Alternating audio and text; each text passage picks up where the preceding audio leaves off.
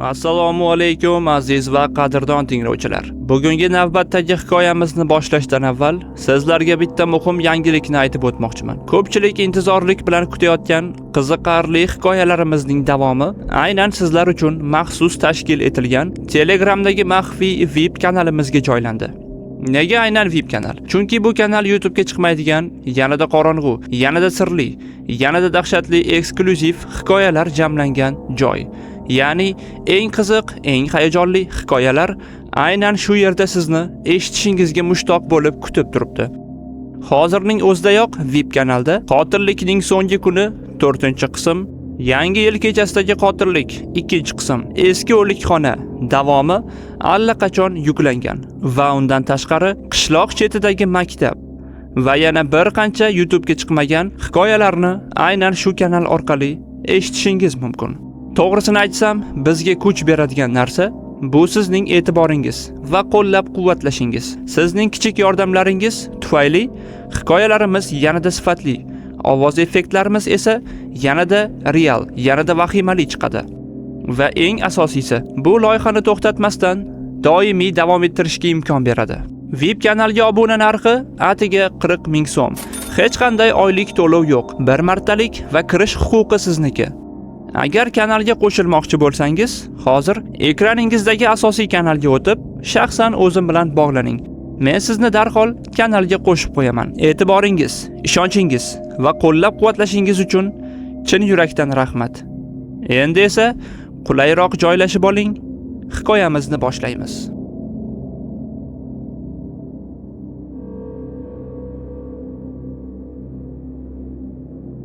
Qo'llaringizni ko'tarib ko'rsatamiz.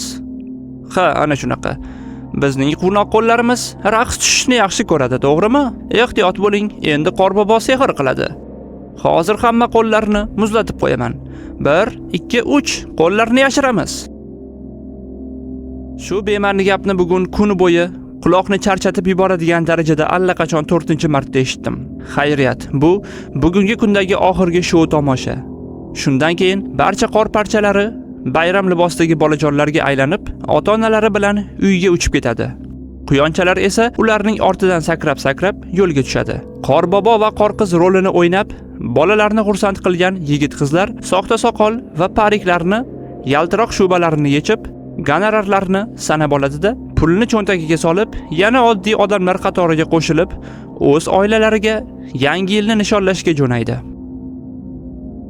Men Korzinka savdo markazida nazoratchi qorovul lavozimida ishlayman. Meni esa bu bayramning o'zi allaqachon zeriktirib, ensamni qotirishga ulgurdi. Har yili takrorlanadigan bu aql bovar qilmas ahmoqliklar, soxta tabassumlar, ne xullas. Yaxshi, yana bir kuniga chidab olaman, bo'ldi, deb o'yladim. Shundan keyin mana shu bayramiy tentaklikka nihoyat chek qo'yiladi. Hammasi tarqaladi-da, yana odatdagidek tinchgina hayot boshlanadi. Kalendar tomonga qaradim. 31-dekabr edi. Yangi yil kechasini men Korzinka savdo markazida qorovul bo'lib navbatchilikda o'tkazayotgandim. Oldindan kelishib, bir kechaga 2 smenani birdaniga olib, 3 baravar stavkaga rozi bo'lgandim. Axir yangi yil oqshomida ishlashni deyarli hech kim xohlamaydi. Hamma o'z uyida yoki mehmon bo'lib o'tirishni orzu qiladi. Shuning uchun ham ishlashga rozi bo'lganlarga juda yaxshi pul yoziladi. Men esa o'zimcha bir oz chidasam o'tib ketadi. Ham pul tushadi, ham shu bayramdagi ahmoqona tentakliklardan qochgan bo'laman, deb o'zimni ovutdim. Lekin aslida olib qaraganda men o'zim bunga qarshi emasdim. Xohlasam boshqalar kabi ko'chada tentirab, bayramdan bahra olib, suratga tushib, shovqin-suron ichida yurishim ham mumkin edi. Lekin bularning hammasi menga allaqachon zerikarli tuyulardi. Albatta, bundan qiz do'stim Zarina ranjidi. U har xil cho'pchaklarni keltirib aytishadi-ku, yangi yilni birga kutib olmaslik ayriliqqa yoki undan ham yomoni oraga sovuqlik tushishiga olib keladi, deb g'ijinib qoldi. Zarina, bu nima deganing? Bu shunchaki bitta kecha xolos. Unda hech qanday mo'jiza yo'q-ku, dedim men. Zarina lablarini burishtirib, keyingi kelayotgan butun yil davomida men bilan gaplashmaslikka hukm chiqardi. 1-2 kun telefonimga javob bermay qo'ydi. Xuddi bu bayram unga qandaydir muqaddas marosimdek tuyulgandek. Men esa ichimdan bu shunchaki undagi bayram kasalligi, o'tib ketadi, albatta o'ziga keladi deb qo'ydim. Axir ortiqcha pul ko'chada yotmaydi. Biz Zarina bilan yangi uyga ko'chib o'tishni, ipoteka olishni reja qilganmiz. Buning uchun esa pul kerak. Shaxsan menimcha, yangi yil paytida hamma kabi bir hafta tinimsiz sarf xarajat qilib, keyin yana pulsiz bayram esdaligi bilan qolishdan ko'ra, shu kechada ham ishlab, kelajagimiz jamg'armasiga hissa qo'shish ancha manfaatliroq edi. Yo'q, rahmat, dedim ichimda. Yangi yilni majburiy tantana sifatida qabul qiladiganlarga. Men erinchoqlik bilan soatga qaradim. 19:40. Bolalar uchun mo'ljallangan oxirgi yangi yil tomoshasi endi tugagandi. Hamma malikalar, Batmanlar va o'rgimchak odamlar niqoblarini yechib, cospleylardagi qahramonliklardan oddiy hayot rollariga aylanib bo'layotgandi. Kimdir she'r aytib ulgurgani uchun quvonar, kimdir esa juda kamtarona sovg'a tushgani haqida norozi bo'lib gapirardi. Havoda mandarin, shokolad va kiyim-kechak xonasida yig'ilgan terning hidi aralashib turardi. Savdo markazining o'zida garderob yo'qligi bois ota-onalar butun vaqtni etik, qalin shuba va kurtkalarda terlab o'tkazishardi. Yaxshi, bo'ldi, endi tezroq yiqilib taf bo'linglar, deb ularni ichimdan shoshiltirdim. Yana 20 daqiqalar chamasi o'tsa, savdo markazini yopaman va nihoyat tinchlikka cho'maman. Men allaqachon savdo markazidan chiqib, ketayotgan odamlar oqimini kuzatib turgandim. Ota-onasi bilan kelgan yosh bolakaylar oqimi ancha kamayib qoldi. Bo'ldi. Hamma asta-sekin uyiga tarqala boshladi. Yangi yilga ham endi oz qolgandi. Shu payt deyarli hamma ketdi shekilli deb o'ylab turganimda, birdan orqamdan tanish ovozni eshitdim. Qo'llar, qo'llar, muzlatib qo'yaman, qo'llarni yashiramiz. Bo'ldi endi, deb ichimdan xo'mraydim. Yana o'sha qorbobo butun oqshom bolalarni ana shu tentak she'rlari bilan qo'rqitib chiqdi. Men orqamga o'girildim. U hali ham archa yonida turardi. Kostyum ham, grim ham ustida. Faqat soqoli biroz yon tomonga surilib ketgandi. Akaxon, bayram tugadi-ku, bo'ldi. Endi hamma uyga tarqaldi. Yangi yilga oz vaqt qoldi, deb qo'lim bilan ishora qildim. U mening oldimga yaqinlasha boshladi. Yuzida biroz noodatiy, keng tabassum bor edi. Go'yoki menga tikilib turgandek, ammo ko'zlari meni emas, ortimdagi qandaydir bo'shliqni teshib o'tayotgandek edi. Men ham beixtiyor yelkam ortiga qarab, orqamda biror kim turibdimi deb tekshirib qo'ydim. Santa ham juda g'alati tarzda qadam tashlardi. Xuddi oyoqlarini qattiq bosib yuborsa, og'rib ketadigandek, yerga zo'rg'a tegayotgandek sekin yurardi. Yangi yil, dedi u g'alati bo'g'iq, yoqimsiz ovozda. Bilasanmi, u nimani bildiradi? Men hayron bo'lib kulib yubordim. Nima bo'lardi ham? Oddiy bir ertak bayramda. Siz hozir ustingizdagi kostyumingizni yechasiz, haqqingizni sanab olasiz va yana o'zingiz xohlamagan o'sha odatiy hayotingizga qaytasiz, dedim. U esa meni umuman eshitmagandek o'zicha davom etdi. Yangi yil bu tugun, dedi u. Uni noto'g'ri, bepisand holatda bog'lasang, keyingi voqealar ham zanjir bo'lib ulanadi. Yechilmay qoladi. Ham yaxshi, ham yomon tomonga ishlashi mumkin. Chidab tura olmay kulimsiradim. Hey, bo'ldi, qo'ying endi aka. Rolga haddan ziyod kirib ketdingizmi yoki o'zingizni telba santa qilib ko'rsatayapsizmi? U menga bir zum sovuq nigoh bilan qarab qo'ydi. Yelkasini qisdi va sekin ortiga o'girilib, oldimdan uzoqlasha boshladi. Aka, meni kechiring, hazırlashdim-da. Jiddiy qabul qilmang, hammasi joyidami o'zi? Deb uning ortidan gapirib qoldim. U esa biror narsa demadi. Hatto boshini ham burib qaramadi. O'sha g'alati yurishida xuddi oyoqlari yerga tegmayotgandek chiqish eshigi tomonga asta yurib boraverdi. G'alati odam ekan, deb o'yladim ichimda. Bir zum chindan ham xafa qilib qo'ydimmi degan o'y ham lip etib o'tdi. Ammo hammasini oddiy charchoqdan deb qo'ya qoldim. Ham uning holatini, ham o'zimnikini. Unga bir zum tikilib qoldim. Qiyshayib ketgan soqoli, boshdagi qalpog'i, terlaganidan bo'yoqlari bilan qorishib ketgan yuzi, hammasi bugun kuni bo'yi bolalarga xizmat qilib, holdan toyganini aytib turardi. Shu holatda asosiy kirish eshigidan chiqib ketayotgani esa meni biroz xavotirga soldi. Chunki aynan o'sha yerda va uning atroflarida hanuz bayram kayfiyatida tentirab yurgan bolalar bor edi. Axir Santaning bunday ko'rinishi ularning yangi yil va mo'jizaga bo'lgan ishonchini bir zumda so'ndirib qo'yishi mumkin. Agar oldindan bilganimda, albatta uni orqa eshikdan chiqarib yuborgan bo'lardim, deb o'yladim-da, shu xayollar bilan yana ishlarimga qaytdim. Savdo markazimiz ichida bayram shukuhi allaqachon so'ngan bo'lishiga qaramay, avtoturargoh tomondan bolakaylarning qiy-chuvi baribir eshitilib turardi. Qalin derazalar ham ularning ovozini butunlay berkitib qo'ya olmasdi. Men esa bu jarayonni ikki xil yo'sinda taxmin qildim. Yoki ular bolalari bilan osmonni yoritgan salyutlarni tomosha qilishyapti, yoki o'zlari avtoturargohning qorong'u yo'nalishlarida mashinalarni izlab yurishibdi. Soqolli Santa deraza yonida turib, cho'ntagidan sigareta olib, devorga suyanib, erinibgina tutatib turardi. Men esa tashqaridagi holatni kuzatib turar ekanman. Shu payt bir bolakayning Santaga boqqan nigohini payqadim. Avvaliga u Santani ko'rib, ko'zlari chaqnab, kayfiyati ko'tarilgandek bo'ldi. Ammo keyin Santaning soqolini bir chetga surib, devorga suyangancha sigareta tutatayotganini ko'rgach, yuzidagi zavq asta-sekin so'nib qolgandek tuyuldi. Bola onasiga nimanidir imlab gapira boshladi. Qo'li bilan aynan chekib turgan Santani ko'rsatdi. Ular nimanidir gaplashib, so'ng mashinalariga o'tirib ketishdi. Taxminimcha bola onasidan, "Ona, bu haqiqiy Santami?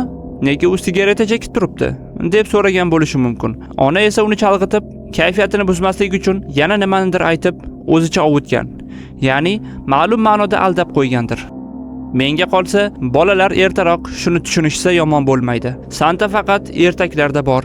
Sahna ortida esa oddiy pul topish uchun ishlayotgan odamlar turadi. Shunda sevgilim Zarina kabi ertaknamo bayram tuyg'usiga ortiqcha ishonib, osmonda uchib yurishmasa kerak, deb o'yladim. Yana endi bilmadim. Oradan biroz vaqt o'tib, ishchi xodimlar ham ketishga tayyorgarlik ko'ra boshlashdi. Kassir kassasini yopdi. Sotuvchilar mahsulotlarni tartibga keltirishdi. Vitrinani tekshirishdi. Nihoyat ish vaqti tugagach, hammalari xursand bo'lgancha savdo markazini tark etishdi. Men esa hamma eshiklarni navbatma-navbat qulflab chiqdim va nihoyat mutlaqo yolg'iz qoldim. Bu safargi yangi yil menga o'tgan yillardagisidan ancha baxtliroq bo'lishini va'da qilayotgandek edi. Qanday qilib deysizmi? Axir yolg'izlikda, oila davrasida emas, butun boshli savdo markazida qorovul bo'lib yangi yilni kutib olish nimasi yaxshi dersiz? Lekin men aynan shuni xohlagandim. Hech qanday qarindoshlar, do'stlar, tanishlar, majburiy tabassumlar, bosh og'ritadigan suhbatlarsiz.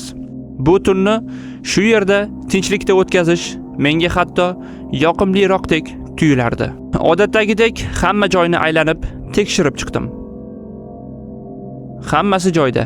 Hech qanday tartibsizlik yo'q. Eshiklar yopiq. Zal bo'sh. Shundan so'ng o'z xonamga yo'l oldim. Xonaga kirib, sviterimni yelkamga tashlab oldim. Issiq kofe damladim. Monitorlar qarshisiga o'tirib, telefonimdan Uyda yolg'iz filmini qo'yib, tomosha qila boshladim.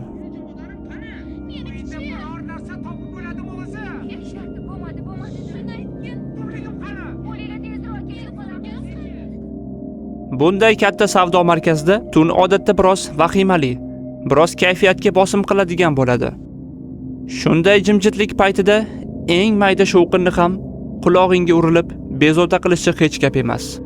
Bu yerda 2 yildan beri ishlasam ham hamma joylarini ko'zim bilan yodlab olganman.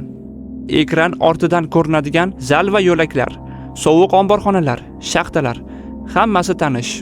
Shunga qaramay, vaqti bilan kameraga ko'z tashlab qo'yganimda, baribir ba'zan beixtiyor seskanib ketaman.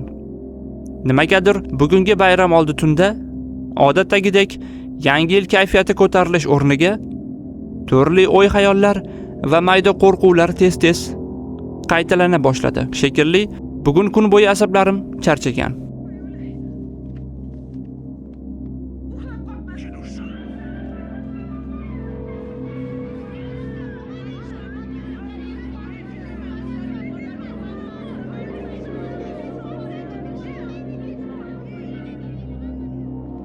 Telefon ekranida komediyak film odatdagidek davom etar, men esa ba'zan filmdan chalg'ib monitorlarga qarab qo'yardim. U yerdan esa tun zulmatidan boshqa hech narsa ko'rinmasdi. Toki ko'zim chetida qandaydir g'alati harakatni payqab qolmagunimcha.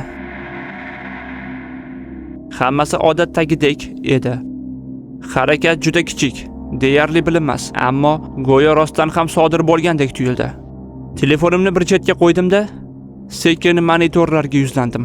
Kameralar hamon savdo markazining tungi muhitini ko'rsatardi. Jimjit yo'laklar, vitrinalar ortida qotib qolgan manekenlar, o'yinchoqlar va asosiy zalda mayda chiroqchalari miltillab turgan ulkan archa. Hammasi joyida, hammasi tinchdek. Yo'q, menga shunday ko'ringandir, xayolimda gavdalangandir, deb o'zimni tinchlantirdim. Lekin bilasizmi, o'yinchoqlar do'koni yonida qizil shubadagi, go'yo Santa kiyimidagi o'sha maneken bu safar negadir noodatiy ko'rindi. U avvalgidek emasdi. Go'yo nimadir o'zgargandek.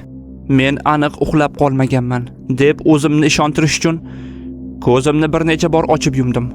Go'yo shu bilan hushyorligimni tekshirib, yo'q bu tush emas degan ishonchni topmoqchi bo'ldim. Avvaliga u maneken odatdagidek bir joyda qotib, jonsiz holatda turardi. Ammo endi u boshqacha edi. Qo'li ko'tarilgandek. Ko'rsatkich barmog'i esa to'g'ri kamera tomonga qadalgan. Xuddi meni bevosita ko'rsatayotgandek. Yo'q, bunaqasi bo'lishi mumkin emas. Ichimdan o'tib ketdi. Hazillashyaptimi bular? degan o'y ham lip etib chiqdi. Men monitor ekranini o'chirib yoqdim. Yuzimni kaftim bilan ishqalab, yana qayta o'sha kameraga tikildim. Lekin hech narsa o'zgarmadi. Maneken hamon o'sha holatda turardi. Sarosimaga tushib qolmaslik uchun o'zimni tinchlantira boshladim. Balki u avvaldan ham shunday turgandir. Yoki kamera tasvirni bir zumga qotirib, burchakni noto'g'ri ko'rsatgandir. Balki bu oddiy texnika xatosidir xolos. Shundan so'ng boshqa kameralarni ham birma-bir ko'zdan kechirdim. Yana qayerdadir shunaqa nosozlik yo'qmi deb. Ammo qolgan monitorlarda hammasi joy-joyida edi. Bo'sh yo'laklar, jimjit zallar, vitrinalar, hammasi odatdagidek edi. E'tibor bermaslikka urindim. Ustki kiyimimni to'g'irlab, kresloga yanada qulayroq joylashdim va filmni qayerda to'xtagan bo'lsam, o'sha joydan davom ettirdim. Ko'nglim nimagadir g'ash. Nimaga? Bir narsamni unutgandayman. Bo'lishi mumkin emas. Shoshganimizdan shunday tuyulyapti. Ko'fimokani o'chirdingmi? O'chirdim. Ha, Eshikni qulfladingmi? ha. Lekin baribir ko'nglimda bir g'ashlik, ichimda tushunarsiz notinchlik qolib ketdi. O'zimni chalg'itish, vaqtni bir amallab o'tkazish uchun yana kofe damlab keldim. Oradan yana bir necha soat vaqt o'tgach, kameraga beixtiyor ko'zim tushdi va nimadir g'alati ekanini darrov sezdim. Tashqi omborxona eshigi oldida savdo markazimizga tegishli kichik yuk mashinasi turardi. Faralar yoqilgan, xuddi kimnidir kutayotgandek. Qiziq, bayram kuni-ku. Bu ishchilar ham dam olishi kerak emasmidi? degan o'y xayolimdan o'tdi. Balki do'kon rastalari bugun bo'shab qolib, ertangi savdo uchun tovar olib kelishgandir. Balki haydovchi ham men kabi ikki stavka ishlash uchun kelgandir. Shunchaki raqamim yo'qdir. Shu sabab menga qo'ng'iroq qila olmagandir. Mayli, tashqarida sovuqda kutib o'tirmasin. Hech bo'lmasa eshikni ochib beray. Qolganini keyin gaplashamiz, deb tashqariga shoshildim.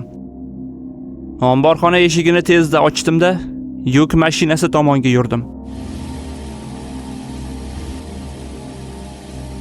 Kabinaga yaqinlashib, ichkaridagi odamni bir necha marotaba chaqirdim.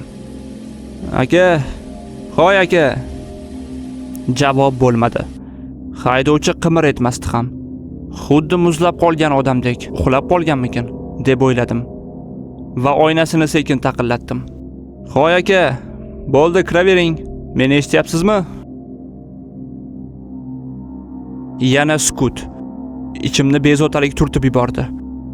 Eshik tutqichiga qo'l uzatdim va eshikni ochdim. Va o'sha lahzada yuragim bir urib, keyin go'yo to'xtab qolgandek bo'ldi. Haydovchi qonga belangan holda jonsiz holatda yotardi. Bir qadam orqaga tisarildim. Boshimda faqat bitta savol aylanardi. Qanday qilib? Kim buni qildi? Qachon voqea? Nega men hech narsani tezda politsiyaga aytish kerak? Lekin shu zahoti boshqa fikr miyamga urildi. Avval kameralarni ko'raman. Qachon sodir bo'lganini bilishim kerak. Men shoshgancha ichkariga yugurdim. Omborxona eshigini yopish ham yodimdan chiqib ketdi. O'sha paytda aynan shu beparvoligim qotil uchun imkoniyat ekanini hatto sezmaganman ham. Kabinetimga kirib darrov yozuvlarni orqaga qaytara boshladim. Lekin tasvirlar g'alati edi. Yuk mashinasi kelib to'xtagan kadr bor. Undan oldingi kadrlar ham bor. Ammo eng muhim qismi yo'q. Bo'lishi mumkin emas. Men asosiy bazaga qo'ng'iroq qilib, yozuvlarni tiklataman deb turgan paytim stoldagi kofe chashkamga ko'zim tushdi. U bo'mbo'sh edi. Ichimdan sovuq o'tib ketdi. Men uni qachon ichdim? Axir hali ichmagan edim shekilli. Demak, bu yerda mendan boshqa yana kimdir bor. Shundan keyin e'tiborimni monitorlardagi bir kamera o'ziga tortdi. O'yinchoqlar do'koni yonida turgan Santa kiyimidagi maneken endi yo'q edi. U qayerga ketdi? Bir zumda miyamda chaqmoq chaqnadi. Haligi maneken, demak, u maneken bo'lmaganmi? Men shoshilib favqulodda vaziyat uchun seyfda saqlanadigan qurolni oldim-da, zal tomonga yugurdim. Ichkariga kirishim bilan maneken o'z joyida turardi. Go'yo hech narsa bo'lmagandek. Men bir lahza to'xtab qoldim. Ko'zim bilan uni boshdan oyoq tekshirdim. O'sha daqiqada tashqaridagi haydovchini ham, kamerada yo'qolgan daqiqalarni ham unutgandek bo'ldim. Xayolim faqat mana shu oddiy manekenga yopishib qolgandi. Shu payt hammasi bir zum o'zgardi. Qandaydir o'tkir quroli bilan meni bo'ynimga nimadir sanchib oldi-yu, men shu joyda shokka tushgancha bo'ynimni ushlab yerga o'tirib qoldim.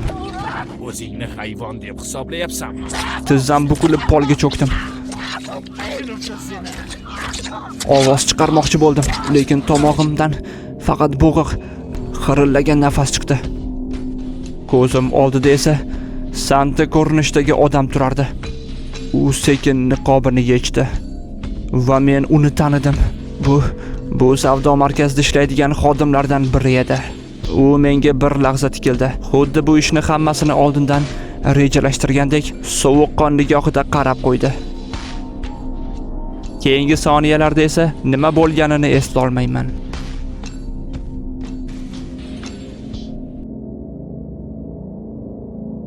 Ertasi kuni savdo markaziga kelgan ushbu holatda ishchilar vahimaga tushib, darrov politsiyaga qo'ng'iroq qilishdi.